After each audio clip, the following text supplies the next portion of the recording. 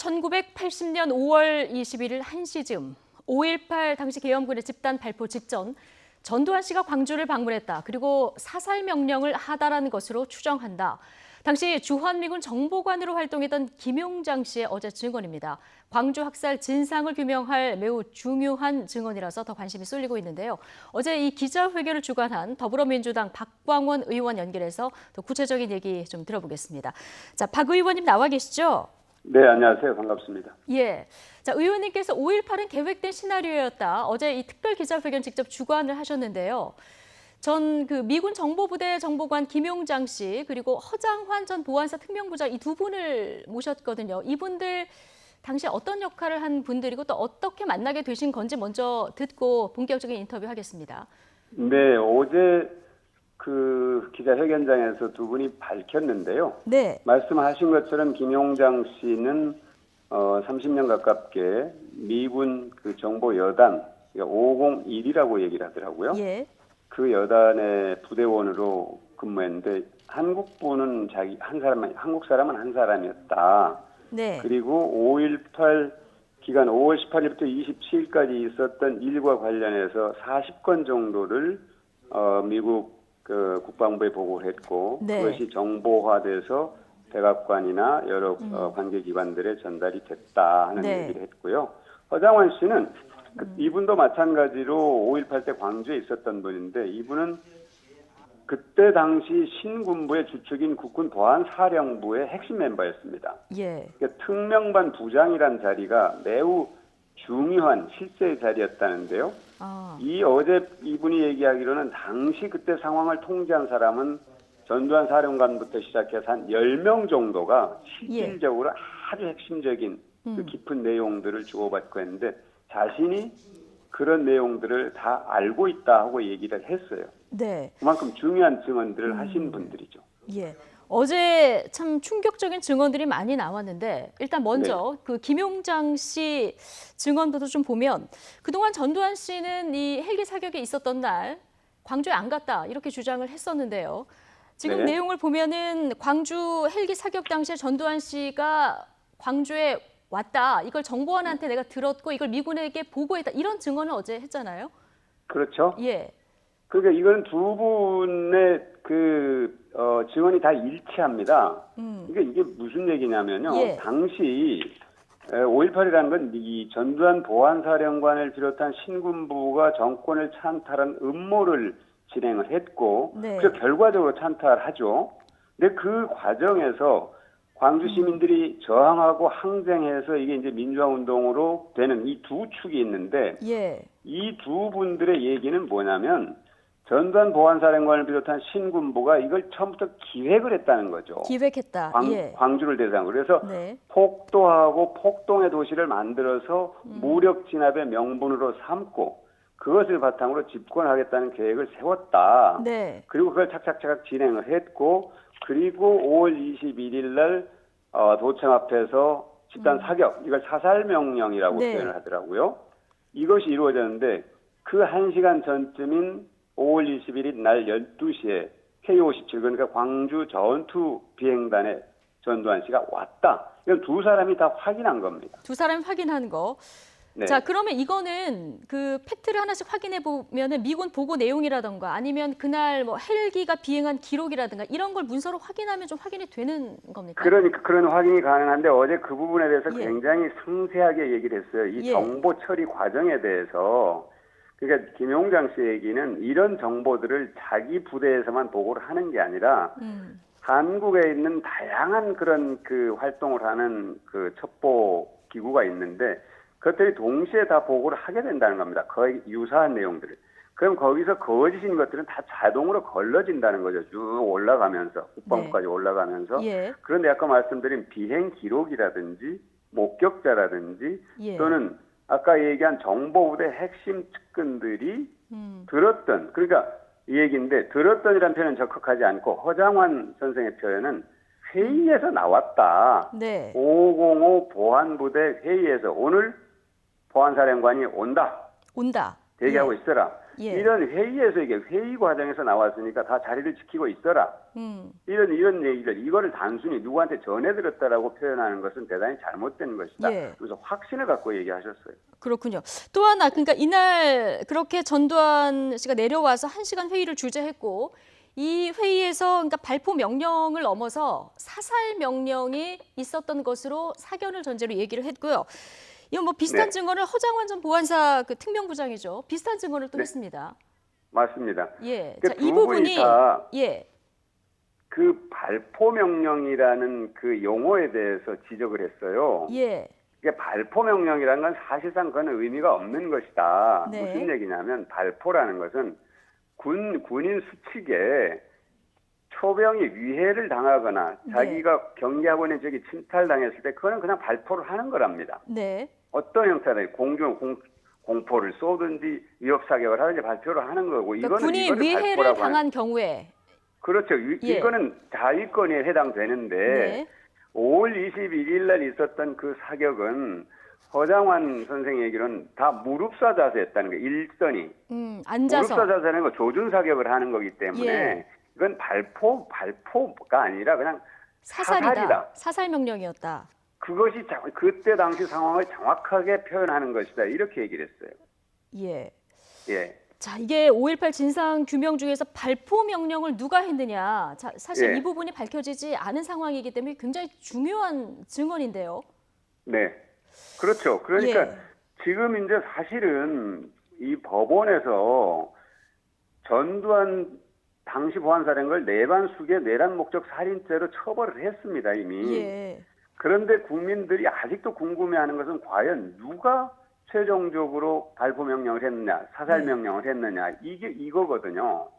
그 다음에 또 하나는 어떻게 해서 그런 일이 광주에서 그 엄청난 일이 벌어졌는가 이거였는데 예. 어제 두 분의 증언으로 이 두 가지 의문에 접근할 수 있는 열쇠가 예. 생겼다. 저는 이렇게 표현하고 싶은데요. 그게 무슨 얘기냐면 그 5월 21일 날 전두환 보안사령관이 전투비행단에서 와서 회의를 하고 간 뒤에 사격이 이루어지는 것. 이거 예. 연관성을 무시할 수 없다. 그러니까 그 정보를 이 김용장 선생 오래 다룬 분이라 자기가 딱 보고한 내용 이거다. 보고한 내용은 여기까지다. 그리고 나의 합리적 추정을 얘기하는 부분은 이건 내 추정이라고 분명히 구별해서 얘기를 하시더라고요. 예. 근데 정보를 오래 다뤄온 분들의 얘기죠. 그분들은 표현이 두 가지로 해석되는 용어까지 쓰지 않는다는 겁니다. 예. 정말로 간결하고 명료하게 하는데 자기들의 오랜 이 정보 수집과 이 여러 가지를 종합해 볼 때 예. 그거는 연관성이 있을 수밖에 없다. 이게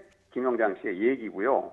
예. 그 다음에 허장환 씨 얘기는 이 광주에서 엄청난 일이 일어난 것은 그들이 이미 기획을 하고 광주를 희생의 대상으로 삼았는데 광주가 폭동화되지 않으니까 네. 조급해져서 들어온 거다. 이렇게 얘기를 하는 겁니다. 사실 광주는 당시에 전부 자체적으로 치안 유지를 하고 단 한 건의 폭행이나 절도 사건이 없었잖아요. 그래서 오히려 신군부가 당황을 해서 더 이 사격 명령 이런 것이 예. 이루어졌다. 이렇게 해석을 하고 있습니다. 예, 어쨌든 이제 발포 혹은 사살 명령에 대한 퍼즐 한 조각이 어제 증언으로 좀 맞춰진 이런 셈인데요. 지금 기획을 네. 한 거다 두 분의 주장은 이런 얘기라고 하셨잖아요. 이 부분을 네. 증명할 또 하나의 증언이 될 수도 있는 것 같은데요. 지금 그러니까 어제 증언 바로 가운데 예. 네, 말씀하시죠. 예, 사복군인들 얘기도 나오거든요. 편의대라고 불리는 남한 특수군.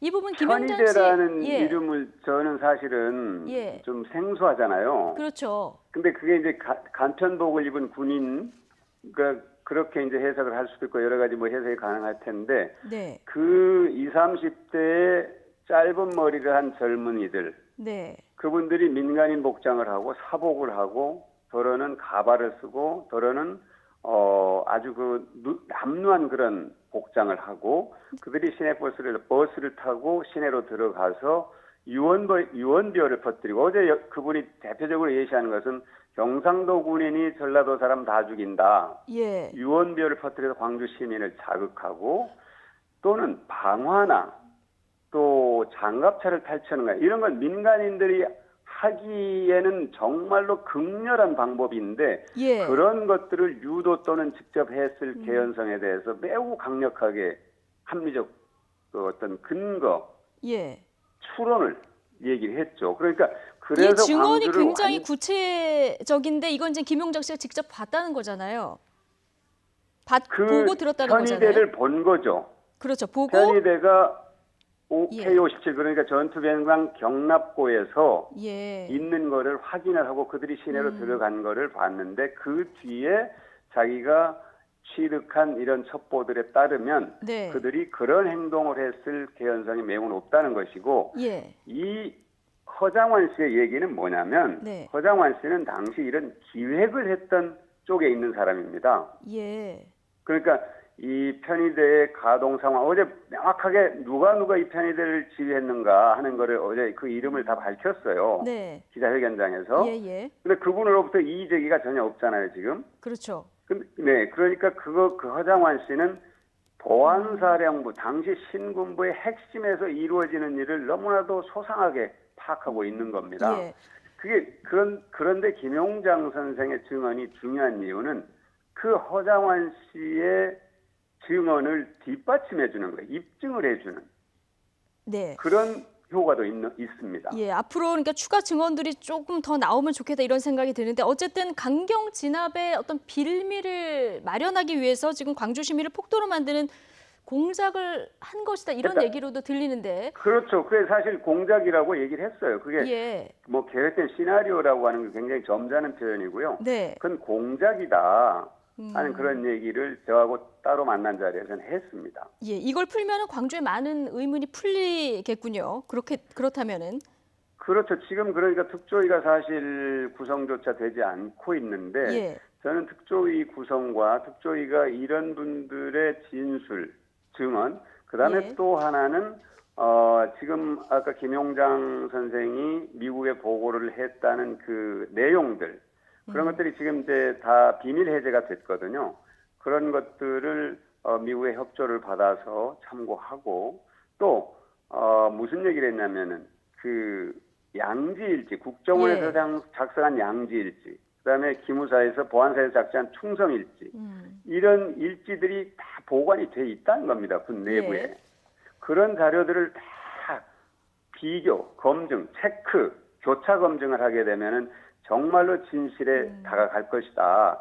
진실의 키를 제공할 것이다 하는 게 그분들의 얘기입니다. 네, 뭐 이런 내용들이 지금 미국까지 다 보고가 됐다 이런 건데 지금 네. 일부 극우 진영에서는 뭐 잊을만 하면 한 번씩 북한군 투입설 주장하고 있잖아요. 이 네네. 북한군 투입설의 북한군 근거로 투입설에 쓰이는 대해서도 게 예, 명확하게 정리를 했는데요. 북한군 600명이 들어왔다는 거 아닙니까? 예, 예시를 들었어요. 김용장 그 선생이 잠수함을 타고 강릉을 통해서 들어와서 뭐 태백산을 넘어서 문경을 거쳐서 이렇게 왔다고 하는데 북한이 갖고 있는 당시의 잠수함이란 건 없고 잠수정인데 그 최대 승무원 인원이 30명 정도랍니다. 그게 승무원이 10명 정도 되고요. 네. 나머지 이제 공작대가 15명에서 20명 안팎인데 그렇게 하려면 그 30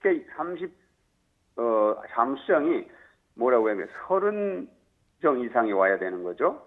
예, 그것을 그때 당시 미군은 광주 상공과 북한 전역에 이 고고도 위성, 저고도 위성 두 개의 위성을 갖고 24시간 감시를 하고 있었다는 거죠. 예. 정말로 개미새끼 한 마리까지.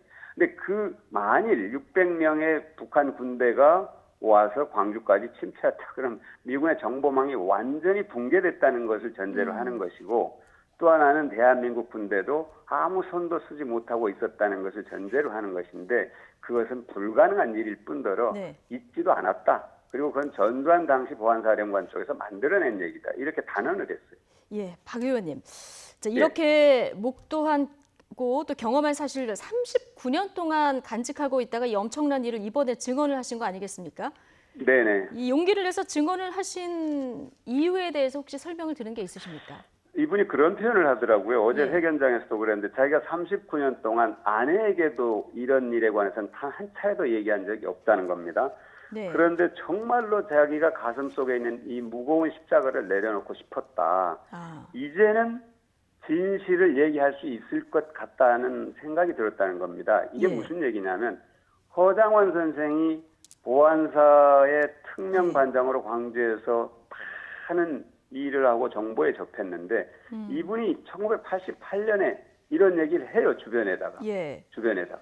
그런데 그때는 아무도 관심을 갖지 않은 겁니다. 아. 그 일에 대해서 김용장 선생님이 뭐라 그러냐면 그때는 때가 아니었다. 예. 이제는 때가 됐다고 생각했다. 네. 그래서 김용장 선생과 얘기를 이렇게 맞춰보니 정말로 이 두 개의 얘기를 맞추면 이게 상호 보안성이 정말로 높아져서 신뢰도가 더 높아진다는 것을 확인을 했고 이제는 이제 뭔가 진실에 접근해야 되겠다 하는 그런 각오를 다졌다고 말씀하셨어요. 네, 이런 용기 있는 증언이 또 나왔고요. 어제 전두환 네. 재판에서도 헬기 사격에 대한 여러분들의 그 증언이 있었습니다. 네네. 이런 증언들이 모여서 결국 국회 5.18 진상조사위원회 이 활동에 어떤 동력을 만들어낼 텐데 그래도 그렇죠. 정작 지금 국회 진상조사위원회는 지금 첫 발도 못 떼고 있는 거죠. 그렇죠. 이제 위원을 서로 이제 자유한국당에서 위원 추천된 분들의 이제 자격 문제가 있어서 아직 출발을 못 하고 있는데요. 저는 이런 용기 있는 분들이 39년 동안 묻었던 얘기를 증언하는 이 마당에 예. 국회가 이 문제를 회피한다면 저는 정말로 우리가 국민의 대표된 자격이 없다 이런 말씀을 드리고 싶고요. 제가 자유한국당에 간곡하게 말씀을 드리고 싶은 말씀은 뭐냐면 우리가 일본에 대해서 식민지 지배에 대해서 사과하고 진정하게 그것에 대해서 진실을 밝혀라 이렇게 얘기를 하잖아요. 예. 이 신군부는 민정당으로 나중에 이제 변신이 되고 사실 자유한국당 제가 지난번에 이 얘기했더니 굉장히 반발을 하시던데 역사적으로 그건 사실입니다. 민정당을 이어받은 게 현재 자유한국당이거든요. 예. 당시의 상황을 진정성 있게 받아들이고 이제는 그 역사적 굴레, 김영장 선생이 얘기한 예. 십자가를 내려놓는 자세로 이제 자유한국당도 이 문제에 대해서 솔직하게 접근해야 돼요. 솔직하게. 알겠습니다. 그렇게 해야 광주에 이번에 가서 예. 황교안 대표도 뭔가 할 얘기가 있는 것 아니겠습니까? 네, 알겠습니다. 이런 증언 나올 때마다 광주 시민들 고맙기도 하고 또 아픈 상처가 다시 또 아프기도 하고 그럴 텐데 어쨌든 국회 차원 규명 이런 증언들이 나온 만큼 좀 속도를 내야겠다 이런 생각은 듭니다. 지금까지 더불어민주당 박광원 의원과 얘기 나눠봤습니다. 의원님 고맙습니다. 네, 고맙습니다.